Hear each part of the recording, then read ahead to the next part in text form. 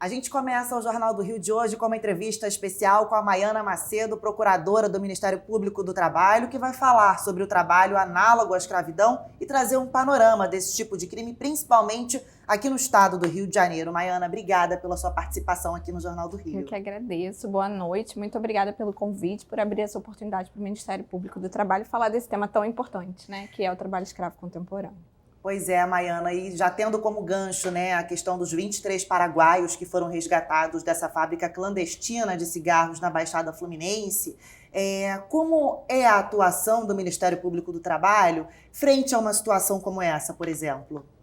O Ministério Público do Trabalho atua participando dessas operações, né, sempre que a denúncia parte vindo diretamente ao Ministério Público, ou então a partir dos órgãos parceiros, como polícias, né? Então tem todo um fluxo para que haja essa comunicação e o Ministério Público participa dessa fiscalização no local, né? Verificando se há, naquele caso especificamente, trabalhadores reduzidos à condição análoga de escravo.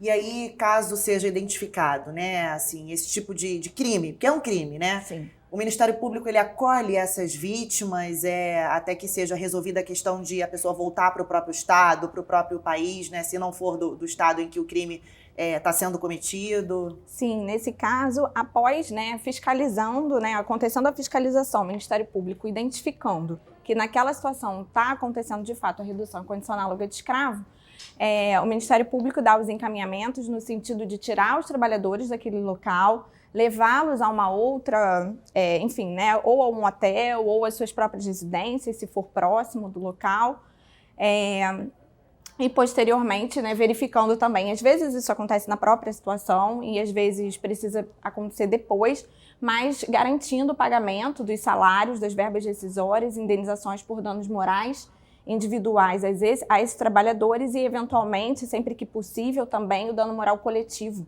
né, por essa conduta que viola toda a sociedade. Pois é, Maiana, são casos, né, que têm vindo à tona, assim, só esse ano no Brasil. Mais de 500 pessoas foram resgatadas, né, que estavam nessa situação, e são pessoas que vivem, né, em situação de extrema pobreza, em situação de vulnerabilidade, que dependem ali de um emprego e são atraídas, né, por falsas propostas e acabam passando por esse tipo de situação. A gente teve o caso da Dona Madalena, o caso do Moise, e assim, vocês têm percebido mesmo um aumento assim, nessa questão de resgate, de denúncias, por exemplo? Sim, em 2021, por exemplo, em termos de Brasil, houve o maior número de resgate de trabalhadores em condições análogas de escravo, o que demonstra, assim, apesar de que há uns anos as equipes, né, os grupos móveis têm passado por uma redução desse número e mesmo assim esse número de trabalhadores resgatados aumentou em 2021, né, o que demonstra que possivelmente a pandemia agravou a situação de pobreza do país, de modo que mais pessoas foram reduzidas à condição análoga de escravos. Então, eu acho que, de fato, isso tem se agravado bastante, né? E em relação à questão do trabalho doméstico, né?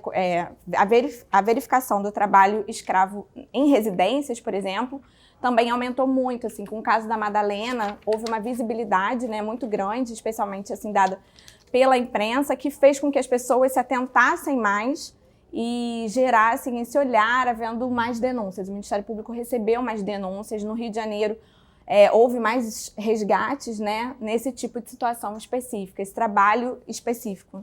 Pois é, e o que chama atenção são dados, né, que a gente estava conversando, que no estado do Rio de Janeiro, os municípios que têm mais casos, né, como esses, são Campos dos Goytacazes, Rio de Janeiro e Duque de Caxias, né? Acho que Campos, muito por conta da questão daquela área rural, né? E nos outros municípios, a gente acredita, né, que, Maiana, por conta da falta, né, de política pública.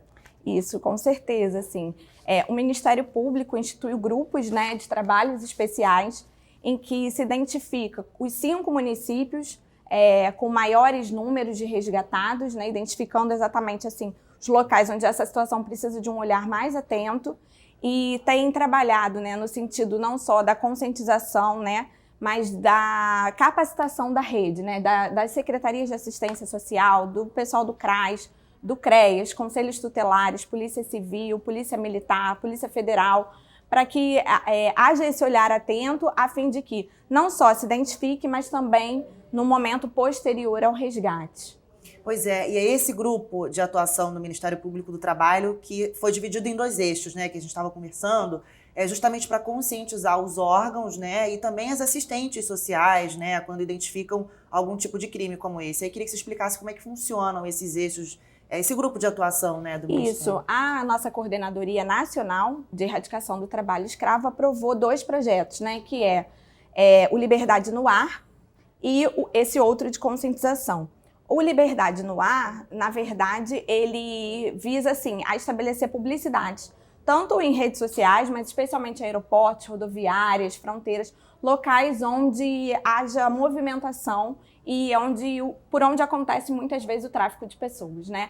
Então, esse primeiro eixo seria nesse sentido. Já o segundo eixo é justamente esse treinamento, né? Essa identificação e, posteriormente, a verificação, né? Após esse treinamento, as alterações, verificar se aquele município tem realizado políticas públicas para, de fato, reduzir esses números. Pois é, são medidas, né, Maiana, necessárias para tentar solucionar esse tipo de crime, esse problema, né? Exatamente. Assim, aqui no âmbito também, existe também um projeto no Ministério Público do Trabalho, que é um projeto que se chama Ação Integrada, né, que é realizado pelo MPT junto com a Caritas, e que consegue, por exemplo, subsidiar hotéis, né, consegue fazer treinamentos, por exemplo, desses trabalhadores para que haja uma qualificação após o resgate, né, evitando assim que eles retornem para uma situação de grande vulnerabilidade, consigam ser encaixados no mercado de trabalho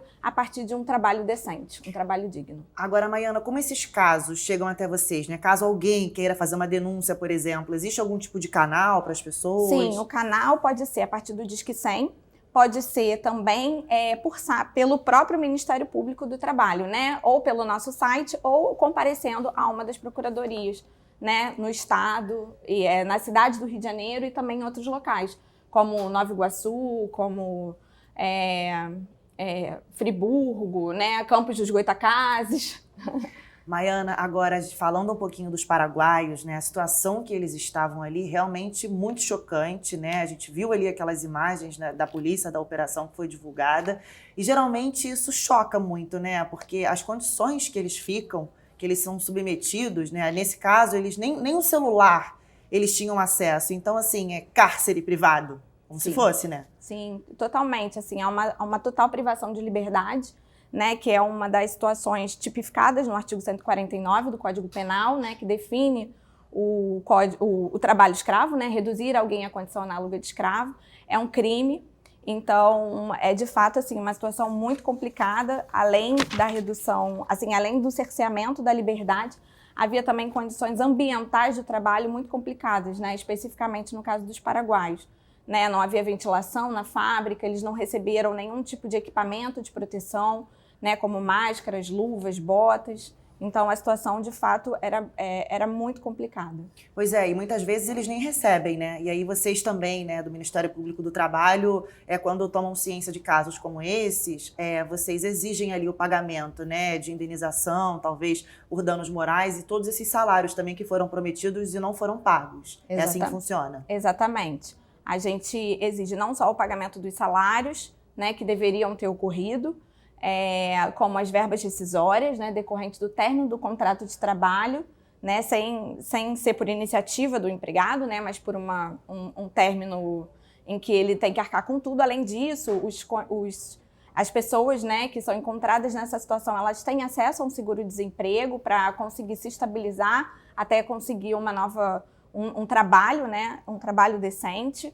Então, e além disso, a gente também pede indenização por danos morais individuais, considerando que há uma violação clara, né, à dignidade nessa hipótese. Sempre atuando em conjunto, né, com os outros órgãos, né, Maiana? Sim, a rede de proteção é muito importante no caso do combate ao trabalho escravo. Então, a Auditoria Fiscal do Trabalho, ela tem um papel muito importante, né, o Ministério Público Federal, que vai na questão criminal, né, também, as polícias, né, Polícia Federal, Polícia Civil, enfim, dependendo, né, das situações, mas há uma rede de proteção muito grande. A Defensoria Pública da União, ela também trata de questões muitas vezes individuais dos trabalhadores, também costuma fazer parte, né, dessa rede. E dentro dos municípios, né, as secretarias de assistência social, né, os CRAs, os CREAs, tudo isso acaba sendo muito importante. Eventualmente, o conselho tutelar, no caso de um resgate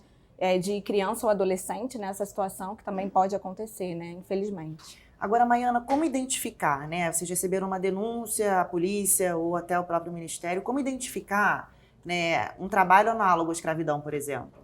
Pela denúncia. Assim, quando se trata de uma situação que é grave, a gente vai investigar, né, para verificar se naquele caso de fato acontece ou não acontece. Então, a nossa obrigação, de fato, havendo essa informação, né, de que pode estar acontecendo um trabalho escravo, a gente é obrigação do Ministério Público investigar. Por isso até da importância, né, da conscientização e capacitação das Isso, autoridades, enfim, assistentes. até né? porque é importante assim, que a população tenha acesso a essa informação para que ela identifique bem, né? Porque exige todo um aparato estatal, né? E aí é importante que sejam casos que de fato haja resgate, né? Sempre que possível, assim. É óbvio que o importante, assim, havendo uma desconfiança, tem que denunciar, né? Maiana, mais alguma coisa a acrescentar?